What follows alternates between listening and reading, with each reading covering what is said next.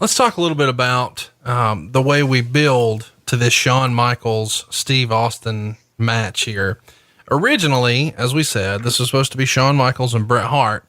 You might wonder, what was Steve Austin supposed to do? He's supposed to be finally paying off with a match with Brian Pillman.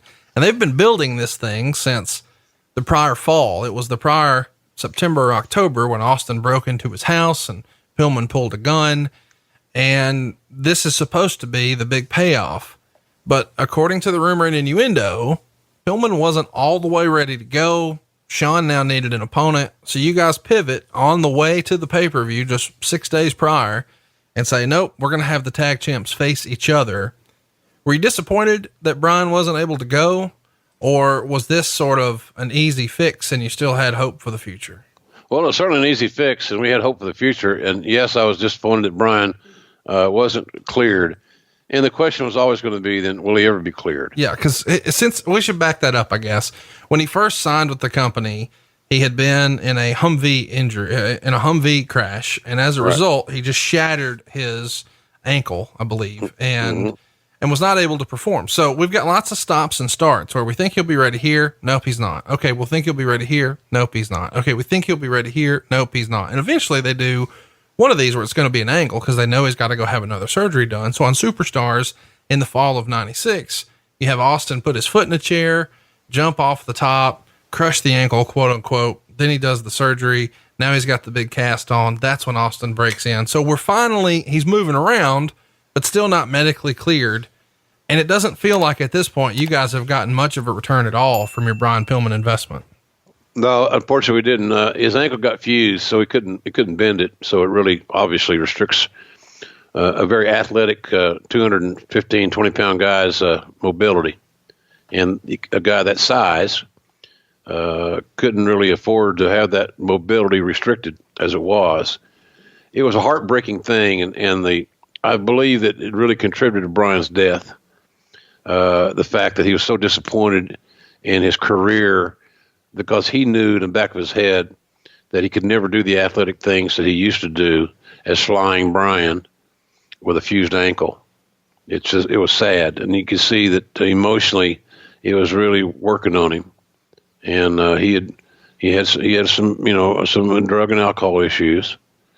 I remember I had him drug tested somewhere. The night before we were in some town, and he was asleep on the floor in the dressing room. Of course, Jack Lanza gives me a call and tells me what happened. So I call the office and get my stuff together, and we get a drug test. Got a doctor there, and he's got to pee in the bottle on the next night. And he was so irate.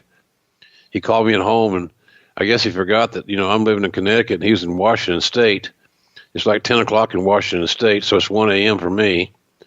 And the old phone rings, and Jan answers the phone, as she did more often than not. I think she got smart, finally moved the phone to my side of the bed. But I talked to him. He was cussing and raising hell, and I can't believe you do this to me. And I thought we were friends and all these things. And I said, Brian, we are friends. That's why I am doing it. Somebody's going to protect you from you. And so, he had some pain medicine in him that he didn't have a prescription for, I think. And some things, just maybe some steroids. I'm not real sure, but this day is minuscule, if he had any. But nonetheless, the ankle fuse broke his heart because he knew he could never do what he wanted to do. And that's why I kept trying to convince him that he could be the next Jesse Ventura and be a great, that crazy voice of his, a gravelly voice. He's very intelligent, very quick-witted, understood the business, very well-read, up in pop culture and all those good things. But, boy, he just hated that. He thought that was a huge, huge come-down and would make him much less of a man that he wanted to be perceived as. It was a very sad thing. That Humvee accident really, it didn't kill him. The accident didn't kill him, but the results of the accident, I think, led to his death. We'll talk about Brian Pillman more another time, I'm sure. We see Vince interview the Road Warriors, and he's asking them if they ever had problems getting along, and of course they deny it. And he's asking this because they're about to take on Shawn Michaels and Steve Austin, who are both threatening to beat the shit out of each other. LOD gets the win by count out, so Austin and Michaels retain the tag titles. Then we see part 3 of the interview with Mankind, and you're asking what fuels the insanity. And he's telling the story about Cactus Jack. And we're finally acknowledging Cactus Jack, which WWF had really never done before. And he talks about the quote, sadistic wrestling subculture in Japan with deathmatch wrestling. This was like bizarre to me as a longtime WWF fan to see you guys acknowledging anything else happening, much less deathmatch wrestling from Japan. What's Vince's stance on this? How did he soften? And what did he think of fucking deathmatch wrestling? Well, it wasn't a matter of that we're going to start endorsing deathmatch wrestling. It was a matter that we're going to acknowledge that it exists. And that in itself was a major step forward for Vince. That there was a world outside WWF at that time. And as I said earlier, sometimes even the most established organizations, and there's no organization any more established than WWE, certainly none more profitable, that sometimes even those companies have got to sit back and say, we might want to put the reset button and change our philosophy a little bit and amend what we're doing creatively. Our presentation needs to be tweaked. Maybe that's time, maybe that's now for those guys. I don't have a clue. That's their deal. But bottom line is every company's got to do that periodically. In an entertainment world, you can't stay status quo. There's only a few things that work that way. Even the Jeopardy, this cat win all that money. They do a 30-minute show. It takes them 22 minutes of content. It's a little different animal, but the bottom line is most shows have to have constant tweaking. And I'm sure they've made some tweaks over the years, but nonetheless, it's a different animal. But it's hard to keep something on television the same year after year after year after year. Even we see our news change, and we see weathermen. Now we got weather women, and we got female meteorologists. We got female sports anchors. Things are changing, and so we need to change. And I think that our acknowledging these other organizations, and we kind of acknowledged that with the Billionaire Ted stuff and all that stuff too. So it was just a matter of Vince changing his mind on how he was going to perceive things, how his positioning.